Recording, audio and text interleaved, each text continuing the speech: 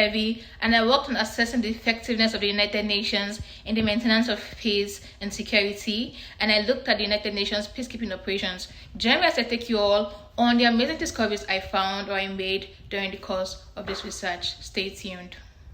The United Nations is a global organization that came into existence in 1945 after the end of the Second World War, replacing the former League of Nations set up to maintain international peace between states. The founders of the United Nations, who gathered in San Francisco, believed that peacekeeping was the best mechanism or one of the best mechanisms for the maintenance of international peace and security. The United Nations was only 3 years old when it launched its first peacekeeping mission in 1948.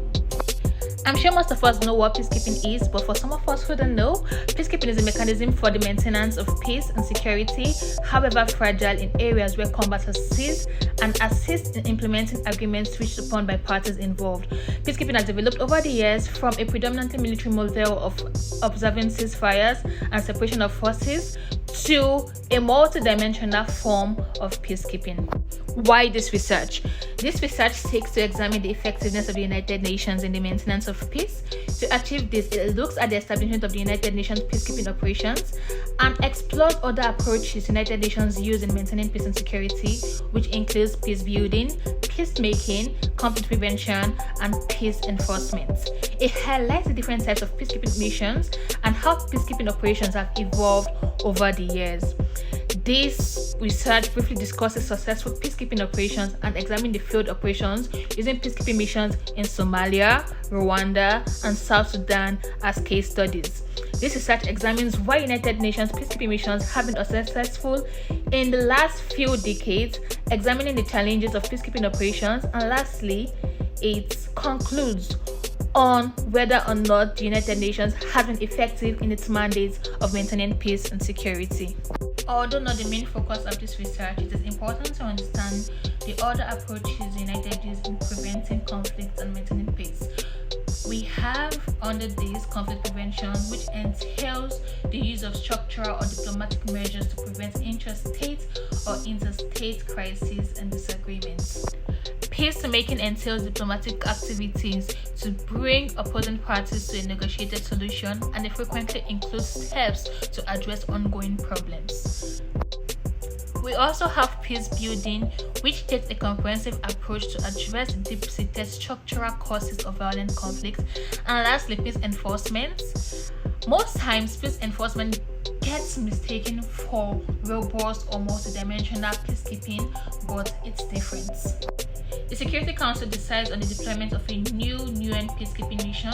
Before that decision can be made, a series of events have to occur, and it requires like meetings and assessments, which the Secretariat usually does, like a technical assessment of the mission to know what type of peacekeeping mission that the particular state needs, and so on and so forth. There are three fundamental elements, as we all know, that characterize UN peacekeeping operations, and it involves consent from all parties, impartiality, and non-use of force except for self-defense. Like I initially stated, peacekeeping has evolved over the years, and prior to the current multidimensional peacekeeping operations, we had the traditional peacekeeping, which is the oldest form of peacekeeping, and peacekeepers were deployed to help manage conflicts and provide conditions conducive to long-term settlement negotiations. The activities of these peacekeepers included observation, monitoring, and reporting.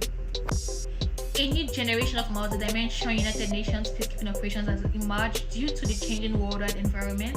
These operations are often used to aid the implementation of a comprehensive ceasefires in the catastrophic aftermath of a violent internal war. They may use a combination of military, police, and civilian personnel. Here's a short clip of United Nations peacekeeping mission in South Sudan.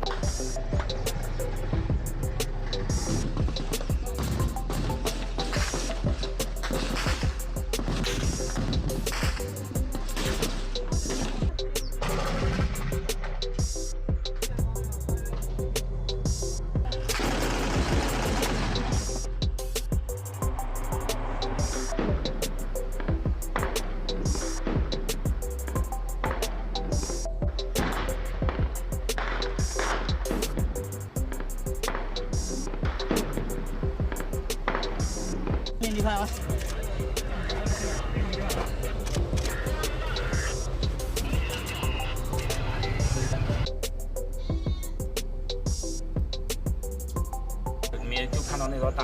接能看到他大小干诡异，直接打到我们这个社会来了，一看到就打4个社会。它是击穿了还是爆炸了？这个击穿爆炸的。然后现在是这个载场上面还留着尾翼的，它是从2个载场中间穿进去的，我所有人在两边突出的，炮手方向当时调到这个位置了，调到这个正北方了。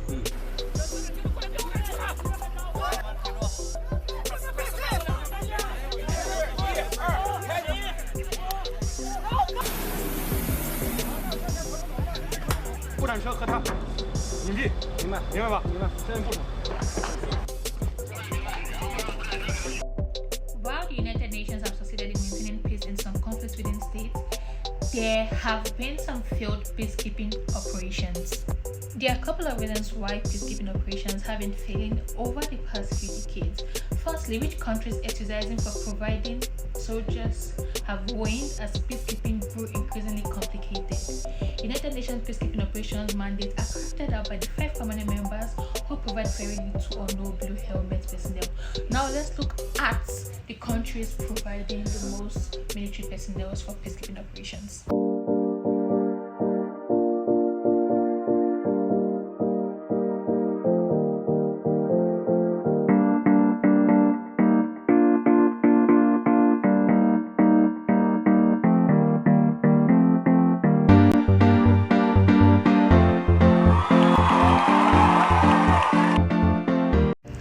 This is probably how the P5 reacts when they are told to bring military personnel for UN peacekeeping missions. Please don't be angry with me. Please don't hate me.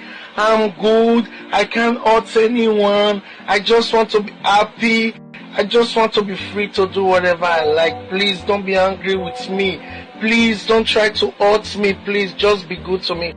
The question we can ask ourselves then is, can we say that the United Nations have failed in the maintenance of peace and security because there have been some unsuccessful peacekeeping missions? But also, can we say that the United Nations have been successful in maintaining peace and security when we have lots of countries immersed in years of civil war and conflicts? Some of these countries are even yet to get UN intervention because some of the members of the Security Council vetoes UN intervention in these countries.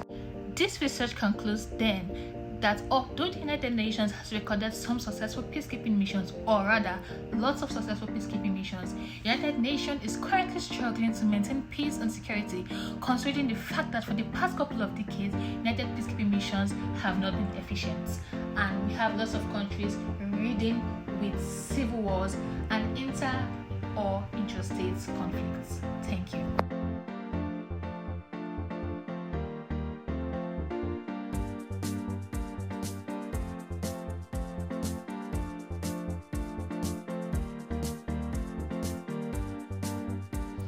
There have been a total of 71 peacekeeping missions across the nations of the world, and Africa has the majority of peacekeeping missions recorded in history.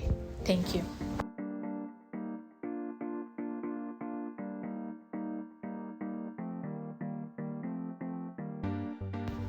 Hey guys, my name is Evie and I worked on assessing the United Nations